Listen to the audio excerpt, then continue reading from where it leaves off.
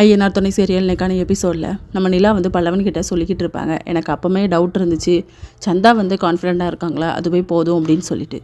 சோழன் அவங்க மாமனார் 2 பேருமே காரில் போயிட்டு இருக்கும்போது, கேவலம் ஒரு டிவிக்காக என் பொண்ணு இவ்வளோ பாடுபட்டுட்ருக்கா, உங்களை நம்பி அவள் தானே வந்தா, உங்கள் வீட்டை பற்றி பெருமையாக பேசுனா, நல்லா வச்சு பார்க்க வேண்டாமா, எங்கள் வீட்டில் இளவரசி மாதிரி இருந்தால் தெரியுமா, லவ் மட்டும் இருந்தால் போதுமா, என் பொண்ணை ஒழுங்காக வைக்க பாருங்கள், அதெல்லாம் ஒரு ஃப்ளாட் புக் பண்ணி தரேன், அதில் எல்லா பொருளுமே வாங்கி போடுறேன், எங்கள் பொண்ணை நல்லா பார்த்துக்கோங்க அப்படின்னு சொல்லிட்டு. அடுத்த சீனில் பல்லவன் வந்து நிலா கிட்ட சொல்லிக்கிட்டு இருப்பாங்க, நான் கவர்மெண்ட் எக்ஸாம் எழுதலாம்னு நினைக்கிறேன் அப்படின்னு சொல்லிட்டு. அப்போ சேரன் சொல்வார், கவர்மெண்ட் எக்ஸாம் தான் நம்மளுக்கு வந்து எப்போவுமே நிலையாக இருக்கும், ப்ரைவேட்டில் வேலை பார்த்தா கூட எப்போனாலும் வேலை வந்து பறி போயிடும், இதுக்கான செலவுகள் எல்லாத்தையுமே நான் பார்த்துக்கிறேன்டா, எவ்வளோ நாளும் கேளு அப்படின்ட்டு. இன்னும் ஒரு கிளாஸில் சேர்த்து விடுங்க அண்ணி அப்படின்னு சொல்லிக்கிட்டு இருப்பார் நம்ம பல்லவன்.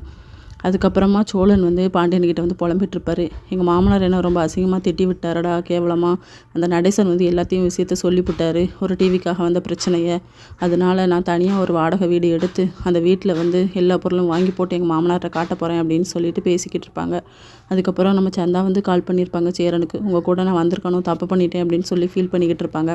வானதி வந்து பாண்டியனோட கடைக்கு வந்திருப்பாங்க, பசிக்குது கொஞ்சம் கழித்து நம்ம 2 பேரும் சாப்பிட போகலாம் அப்படின்னு சொல்லிட்டு. இப்போ நான் வந்து அந்த மெடிக்கல் ஷாப் ஓப்பன் பண்ணது தப்பா அப்படின்னு சொல்லி கேட்டுட்ருக்காங்க. இதோட இன்னைக்கான எபிசோட் முடியுது.